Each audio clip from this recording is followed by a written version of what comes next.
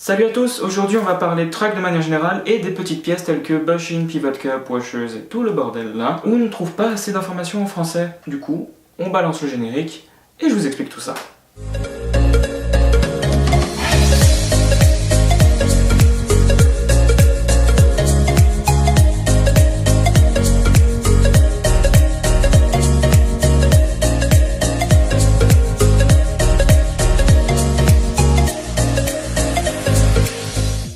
Petite mise en situation maintenant. J'ai récemment commandé des trucks de précision, des Downtrip Mollies, qui sont juste ici. Et quand ils sont arrivés, ils étaient super, ils étaient très beaux, j'étais très content. Ils étaient froids parce qu'il faisait -4 aussi, mais peu importe. Ils ne tournaient pas. Les bushings étaient au mauvais duro. Du coup, je me suis retrouvé à devoir repasser une commande et à réattendre mes bushings pour pouvoir enfin les régler. Et après il a plu, mais ça c'est une autre histoire. Et quand j'ai ouvert les trucks, je me suis rendu compte qu'il y avait plein de pièces que je ne connaissais pas. Et du coup, j'ai dû passer du temps sur internet pour vous trouver des explications en anglais, et que je vais du coup vous traduire en soi. Je vais faire une distinction entre les castes et les précisions. Donc cast c'est ce qui est moulé autour d'un essieu ou d'un axe, et précision c'est taillé dans la masse. Et puis c'est vissé dedans en fonction de, voilà, c'est vraiment... Alors en anglais on dit machine, je vais dire machiné, mais c'est travaillé à la machine, c'est fait à la précision, c'est vraiment au quart de millimètre, au millième de millimètre, etc. Le fonctionnement d'un truck en soi il est basique, tourner. Le souci c'est qu'il y a souvent beaucoup de mouvements parasites, en particulier sur les castes. J'arrive tout de suite. Voilà. J'ai ce Paris Trucks V2 cast. Le principal mouvement du truck c'est simplement de tourner comme ça, mais souvent il y a des mouvements un petit peu chelous qui partent dans ce sens-là, le hanger il part un peu dans tous les sens, et ça arrive beaucoup surtout avec les bushings, les stock bushings des Paris Trucks, parce qu'ils ne tiennent pas bien le hanger. Le rôle du truck de précision c'est de minimiser déjà ses défauts, et de bien caler toutes les pièces pour que le mouvement soit optimisé. Voilà, j'ai enfin trouvé le mot après 30 minutes. Optimiser, le but c'est d'optimiser le mouvement. On n'a pas tous les moyens d'acheter des trucks de précision, j'en suis conscient. Et pour ce faire, on peut prendre des trucks cast et modifier certaines pièces dedans pour minimiser les mouvements parasites. On n'arrivera jamais à un truck de précision, mais on peut vraiment s'en approcher. Il y a une manière très simple de s'approcher des trucks de précision sans les égaler avec un truck cast, c'est de parler des toutes petites pièces dont on ne parle quasiment pas en français sur YouTube. On va commencer par parler des stock bushing et des stock pivot cup, donc ce qui arrive en fait directement en sortie d'usine. Il faut savoir que les usines généralement quand ils produisent les trucks, ils limitent les coûts en mettant des bushings pas trop chers et des pivot cup pas trop chers. Ça fait qu'on a une uréthane assez dégueulasse qui soit est trop molle, soit trop dure. Donc soit c'est du plastique, soit c'est une gomme d'école pour effacer, soit elle se fissure, soit elle perd des morceaux, voilà. Plein de défauts, parce que c'est pas cher, justement ça limite les coûts. La première étape quand vous recevrez du coup un truck cast idéalement, c'est déjà de premièrement voir si ça vous convient, parce qu'il y a quand même des truck cast qui fournissent de bons bushings. Je prends l'exemple de Ronin qui est juste là, qui fournit d'excellents bushings et d'excellents pivot cup. Après à terme c'est toujours bien de les changer, mais pour le début si vous n'avez pas envie d'investir dans des bushings c'est très très bien. Pour modifier votre truck en fait ça va être tout simplement déjà de l'ouvrir et de modifier du coup les bushings, prendre des bushings à votre poids et de modifier le pivot cup. Le pivot cup se situe là. Et la première étape, donc ça va être d'enfoncer un tournevis, de choper une pince, de retirer le pivot cup.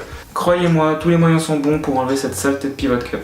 Tournevis, pince, allez-y, manière, vous ne pourrez pas le réutiliser quand vous le sortirez.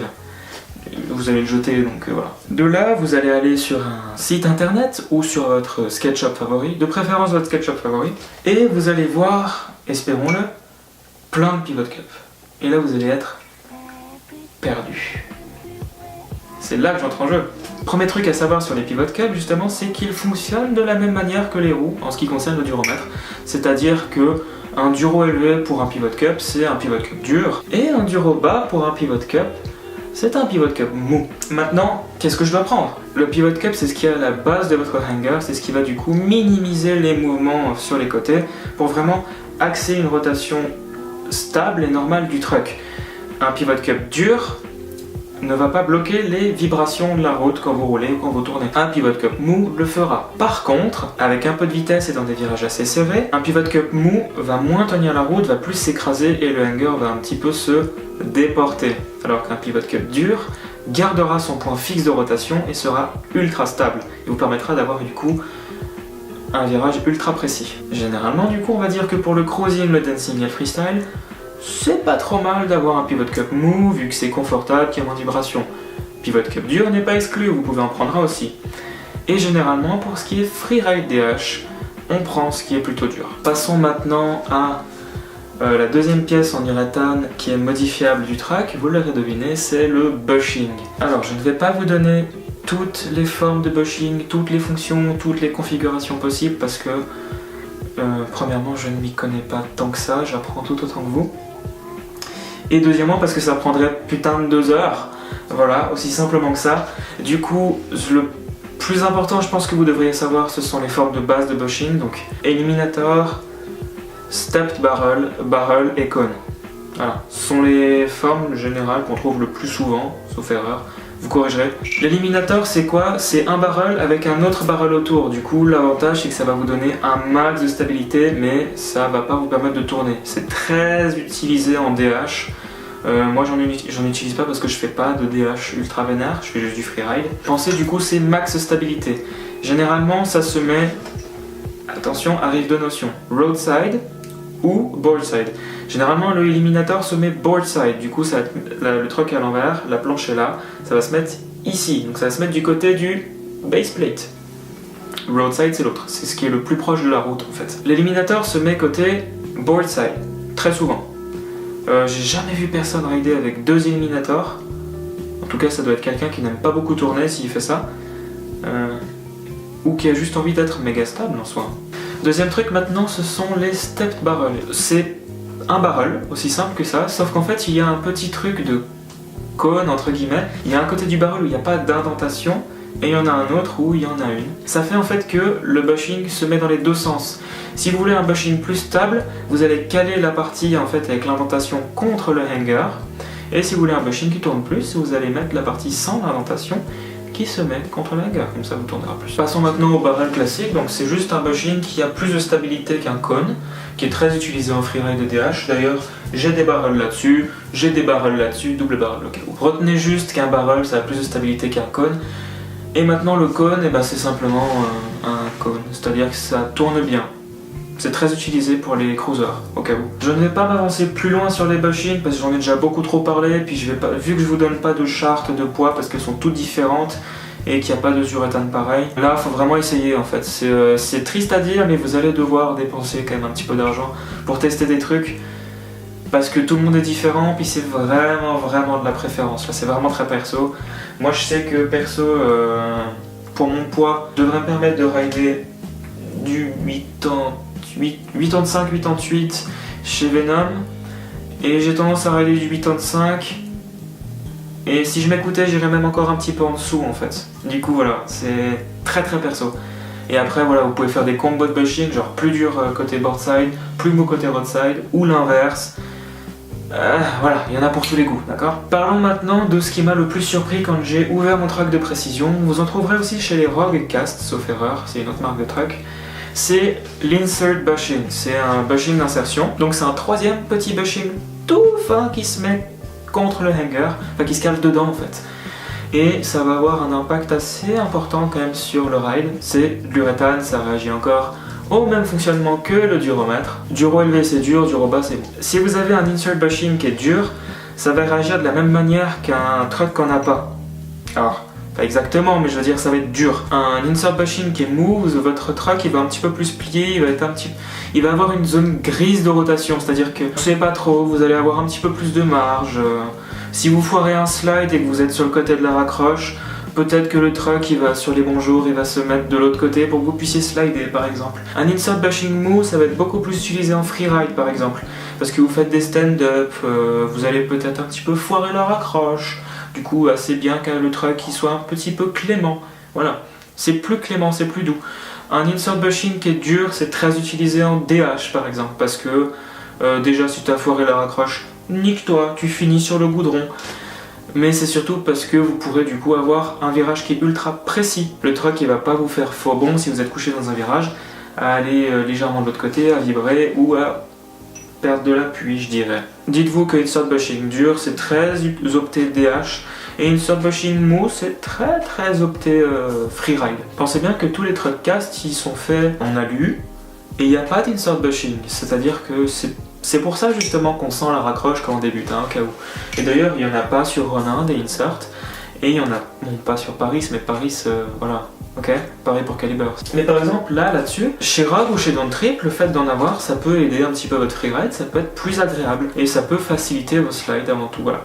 C'est un complément, je dirais. C'est pas nécessaire, mais c'est un complément. Je pense que les 3 quarts d'entre nous ont appris sur des trucks qui n'en ont pas. J'aurais bien parlé des washers, mais donc les rondelles, mais en soi, c'est pas vraiment primordial. Dites-vous qu'un cupped washer, en fait, ça va englober un peu le truck, du coup, ça va le contenir quand il va tourner, ça va limiter sa déformation lors de la compression. Du coup, ça va faire un truck qui a plus de rebond. Après, il y a des washers qui rentrent carrément dans le trou du truck. C'est pour le stabiliser et éviter la déformation. Et sinon, il y a ces washers dégueulasses de chez Orangatang. Donc, ce sont les washers des nipples qui se posent juste dessus. C'est tout. 2-3 petits conseils et après, le premier, je vous embête plus. Premièrement, essayez. Parce qu'en fait, alors, il y a un truc qui est quand même bien, c'est qu'ils font pas les trucs trop chers. C'est pas donné, je suis d'accord, on se retrouve vite avec une commande à 50 balles. Mais je trouve que ça vaut la peine d'essayer plusieurs trucs, comme ça bah, on est plus à l'aise après au final quand on sait ce qu'on ride et puis quand on a vraiment fait un setup qui est ultra perso. Parce que de manière générale, c'est ultra perso un setup. Après, prenez votre temps, bah, lisez aussi 2-3 autres trucs à côté. Sur ce que je viens de vous dire là, j'ai pas la science infuse, voilà. J'hésite pas à le répéter parce que c'est le cas, donc n'hésitez pas un petit peu à fouiller sur des charts. Les charts de Venom sont assez correctes, au cas où, vous les trouverez sur leur site. Ouais, voilà. Essayez plusieurs urétanes, essayez plusieurs marques. Moi je vous conseille Venom et Riptide. Ce sont des très bonnes marques, vous pouvez y aller à fond. Voilà, testez plusieurs duros. Je sais que Venom il fait un bundle pack, par exemple Opté Freeride où il y aura que des barrels, que des tall barrels par exemple. Où vous aurez plein de duros différents, où vous pourrez faire des compos comme vous voulez pour tester ce qui vous plaît. Et n'hésitez pas à douter en fait de votre truck, à changer les stock bushing, ça c'est très important souvent. Chez Ronin vous pouvez avoir confiance par contre, ça je vous le confirme. Je pense que cette vidéo ultra informative qui éveille 2-3 trucs que vous devriez savoir et qu'on ne vous dit pas, vous aura aidé. Je pense que ça vous aura aidé. Si tel est le cas, n'hésitez pas à me le mettre en commentaire. Voilà, la bonne vieille routine de fin de vidéo de youtubeur, lâchez un like, laissez un com, partagez la vidéo, par contre ça ce serait vraiment cool parce que vu qu'on n'en parle pas, bah ce serait bien un petit peu de rendre ça un petit peu plus ouvert. La longboard c'est assez underground et ces couillons ils veulent garder ça underground et après ils se plaignent que c'est pas assez reconnu. Donc partagez, allez-y, il faut vraiment que ça... Faut que les gens connaissent et puis il faut que l'information circule en fait, c'est surtout ça. Après n'hésitez pas à corriger en commentaire du coup si j'ai dit des trucs faux, je crois que je l'ai déjà dit. Abonnez-vous à la chaîne, cliquez la cloche parce que de toute manière moi ici c'est dancing et freeride, et freestyle aussi, hein. Voilà. Plein de vidéos en tout genre. Moi je vous fais des bisous et puis bah, je vous dis à très vite, je l'espère, pour une nouvelle vidéo.